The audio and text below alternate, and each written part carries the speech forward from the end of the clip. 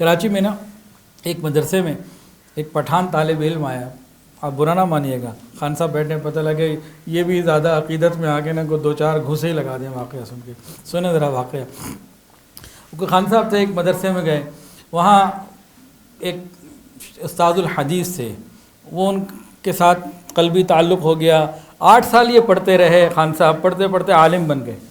اور وہ جو تھے نا شیخ الحدیث, استاد الحدیث, شیخ الحدیث نے استاد الحدیث, وہ ان کا خیال رکھتے, ان کو ضرورت پہ پیسے دے دیے, کبھی روٹی کپڑا دے دیا, خیال کر لیا, بیمار ہو گئے دوائی کے پیسے دے دیے.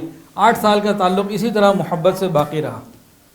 اب جناب 8 سال کے بعد خان صاحب کے جانے کا وقت تھا اپنے گھر, تو ایک دن وہ اپنے حجرے سے باہر آیا تو سامنے استاد نظر آ گئے.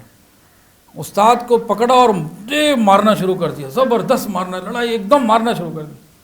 اب وہ بڑی عمر کے تھے, گر گئے, یہ ماری جا رہا ہے. وہ ایسا لگ رہا تھا کہ اتنی جان سے ہی مار دے گا یہ.